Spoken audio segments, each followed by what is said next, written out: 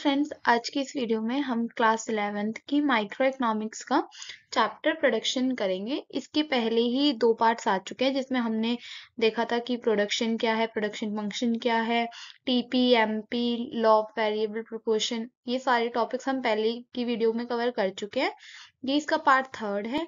इसमें अब हम देखेंगे कि टीपी और एमपी और भी जो हमने पढ़े थे उनके बीच में क्या क्या संबंध, क्या क्या रिलेशन होते हैं और कैसे इनके रिलेशंस को ग्राफिकली रिप्रेजेंट करते हैं, वो हम इस वाले वीडियो में करेंगे। इससे पहले अगर आप चैनल पे नए हैं तो प्लीज चैनल को सब्सक्राइब करें और वीडियो के एंड में अगर वीडियो आपके लिए हेल्पफुल रहे तो प्लीज लाइक भी जरूर करें। तो चलिए स्टार्ट करते हैं, देखते हैं कि टीपी और एमपी के बीच में क्या रिलेशन होता है। टीपी और एमपी के बारे में हम पिछले पार्ट्स में पढ़ चुके हैं कि टीपी क्या होता है, एमपी क्या होता है। आपने नहीं देखा तो आप जा करके वो वीडियोस देख सकते हैं, तब आपको ये और अच्छे से समझ आएगा। इसके साथ हमारा ये वाला चैप्टर पूरा खत्म हो जाएगा, प्रोडक्शन चैप्टर। तो चलिए देखते हैं। देखिए, सबसे पहला इसमें पॉइंट क्या है कि जब कुल उत्पाद बढ़ती दर से बढ़ता है तो एमपी बढ़ता है। कुल उत्पाद मतलब टीपी, कुल उत्पाद मतलब क्या होता है, टीपी होता है। टीपी जब क्या होगा, बढ़ती दर से बढ़ेगा तो एमपी भी क्या करेगा, बढ़ेगा। देखिए, टीपी बढ़ती दर से बढ़ रहा है मतलब क्या, देखिए अगर हम यहाँ पे देखें तो पहले टीपी कितना था, 20 था टेबल में। फिर उसके बाद टीपी कितना हो गया, 50 हो गया, यानी कि बढ़ा पहले से 20 से कितने पे हो गया, 50 पे हो गया, बढ़ती दर से बढ़ रहा है। तो एमपी क्या करेगा, एमपी भी बढ़ेगा। एमपी क्या हुआ, पहले 20 था, 20 से अब कितना हो गया है, 30 हो गया। सेकंड देखिए, जब टीपी स्थिर दर से बढ़ता है तो एमपी स्थिर हो जाता है, यानी कि क्या होगा कि जब टीपी में कोई खास चेंज नहीं होगा तो एमपी में भी क्या होगा, कोई ज्यादा चेंज नहीं आएगा। थर्ड क्या है, जब टीपी घटती दर से बढ़ता है तो एमपी गिरना शुरू हो जाता है, कि टीपी क्या होना चालू हुआ है, घटती दर से बढ़ रहा है तो एमपी क्या होना चालू हो जाएगा, फॉल होना चालू हो जाएगा, यानी कि गिरना चालू हो जाएगा। देखिए अगर हम यहाँ पे देखेंगे तो पहले टीपी क्या करा, 50 से 90 पहुंचा, अब ये बढ़ती दर से ही बढ़ रहा है। देखिए अगर हम यहाँ पे देखेंगे तो एमपी क्या हुआ है, पहले 20 था, फिर 30 हुआ, फिर 40 हो गया।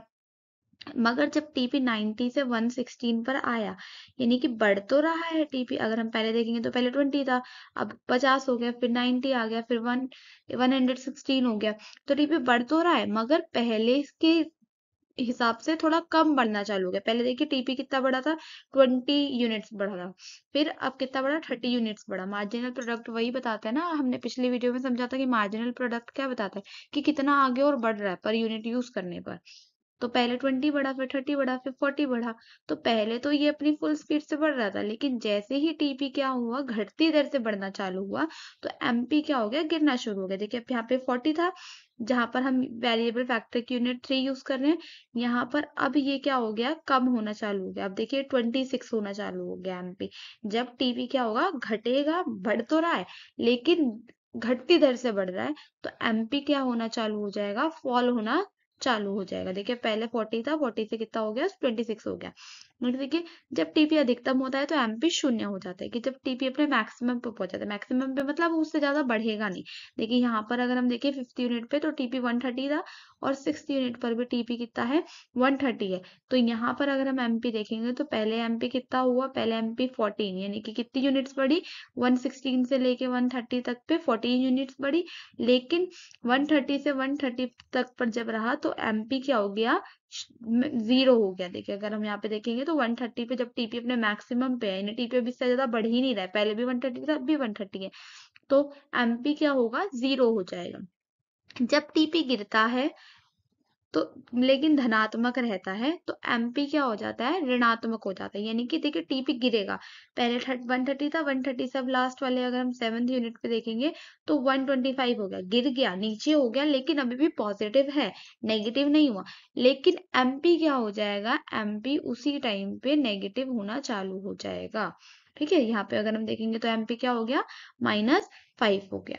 अब देखिए, अब हम इसी को, ये जो रिलेशन है ना, ये रिलेशन आपके एग्जाम में पूछे जाते हैं तो आपको इसी तरीके से याद करने पड़ेंगे। और अब इसका हम ग्राफिकल रिप्रेजेंटेशन देखते हैं कि ग्राफ पे हम इस चीज को कैसे शो करेंगे। देखिए अब आगे इसका ग्राफ ये रहा। टीपी और एमपी के बीच में रिलेशन देखिए, अगर हम स्टार्टिंग वाले पॉइंट पे देखेंगे, यहाँ पे 0 से 5 तक में, तो यहाँ पर ये थोड़ा सा बढ़ रहा है। कौन सा, ये एमपी वाला जो है ग्राफ हमारा, ये पहले बढ़ रहा है सेम जैसे टीपी हमारा। ये टीपी का ग्राफ अगर हम देखेंगे तो टीपी भी क्या हो रहा है, पहले बढ़ रहा है। फिर उसके बाद हमने जो बोला था कि जब टीपी क्या होगा अपने मैक्सिमम पे, देखिए टीपी अपने मैक्सिमम यानी कि एम पॉइंट पे, जहां पर अब टीपी फॉल होना चालू हो गया है, तो वहां पे एमपी कितना हो जाएगा हमारा, 0 हो जाएगा। अगर हम यहाँ पे देखेंगे तो एमपी क्या हो गया 6th यूनिट पे, 6th यूनिट पे क्या हो गया एमपी, एन पॉइंट जो हमारा यहाँ पे एमपी 0 हो गया।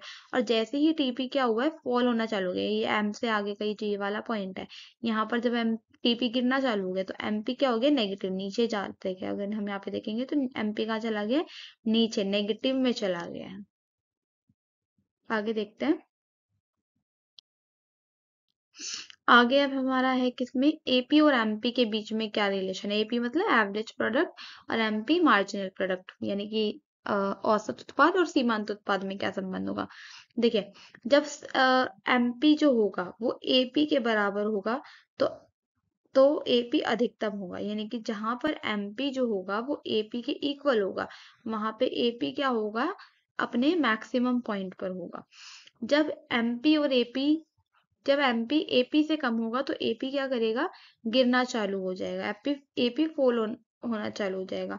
जब एपी और एमपी गिरेंगे तो एमपी ऋणात्मक हो जाएगा, परंतु एपी हमेशा कभी ऋणात्मक नहीं होगा, यानी कि एपी और एमपी गिरेंगे लेकिन एमपी तो ऋणात्मक हो जाएगा, लेकिन एपी जो होगा वो कभी भी क्या होगा नेगेटिव नहीं आएगा। पीछे भी हमने देखा था कि एमपी क्या हो जाता है, नेगेटिव हो जाता है, लेकिन एपी कभी भी नेगेटिव नहीं होता। अब देखिए इसको, इसमें देखते हैं टेबल में।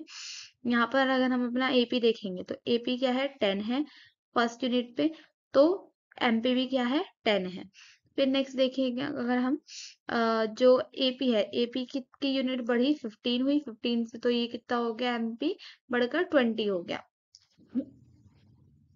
देखिए थर्ड में एमपी और एपी दोनों क्या हो गए अपने मैक्सिमम हो गए, दोनों क्या हो गए इक्वल हो गए, बराबर होंगे, तो एपी क्या होगा अपने अधिकतम पर होगा, यानी कि अब जब दोनों बराबर हो जाएंगे एपी और एमपी दोनों क्या हो जाएंगे बराबर। यहाँ पे देखिए दोनों की क्या है 15-15 है, लेकिन यहाँ पर एम एपी क्या हो जाएगा अपने मैक्सिमम पे पहुंच जाएगा, यानी कि अब इससे ज्यादा बढ़ेगा नहीं। अब क्या होगा ये फॉल होना चालू हो जाएगा। यहाँ से अगर हम देखेंगे तो ये क्या होना चालू हो गया 15 यूनिट के बाद एपी गिरना चालू हो गया। पहले 15 था, 15 से अब कितने पे आ गया है 13 पर आ गया है।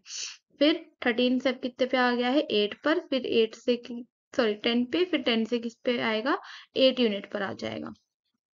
ऐसे ही अगर हम यहाँ पे एमपी को देखेंगे तो एमपी क्या होगा 13 यूनिट पे कितने पे हो गया 7 पे हो गया है, और 10.2 यूनिट जब थी तो ये 0 पे आ गया था, और जब ये 8 हुई तो एमपी कितना हो गया नेगेटिव में चला गया, -4 हो गया। लेकिन याद रखिएगा कि एपी कभी भी क्या होगा नेगेटिव में नहीं जाएगा, लेकिन एमपी नेगेटिव में चला जाएगा। इसका ग्राफ देखते हैं।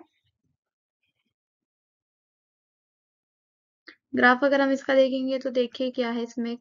सबसे पहले अगर हम अपना एपी का ग्राफ देखेंगे तो एपी कैसे है, ये शेप है एपी की, ग्रीन वाला जो है ये एपी है हमारा, और जो ये दूसरे वाला है ये हमारा एमपी है। ठीक है, और देखिए ये यहाँ पे जहाँ पे ये कट कर रहे हैं यहाँ पर ये दोनों की वैल्यू क्या है सेम है जो हमने पढ़ा था, और यहीं से ही क्या होना चालू होगा एपी और एमपी दोनों क्या होने चालू हो गए हैं मैक्सिमम पे पहुंच करके फॉल होना चालू हो गया। देखिए एपी अगर हम यहाँ से देखे के बाद देखेंगे तो एपी क्या हो गया फॉल होना चालू हो गया। तो आपको इसका ग्राफ भी याद कर लेना है ताकि पेपर में आए तो आप आराम से बना पाए। तो बस इस चैप्टर में हमारा इतना ही था, एपी और एमपी के बीच में हमें रिलेशंस देखने थे कि इसका क्या संबंध होगा। तो अगर वीडियो आपके लिए हेल्पफुल रहे तो प्लीज़ वीडियो को लाइक करें, और आपकी जो माइक्रो इकोनॉमिक्स के बाकी चैप्टर्स है उसको भी हम धीरे धीरे कवर करेंगे। Thanks for watching.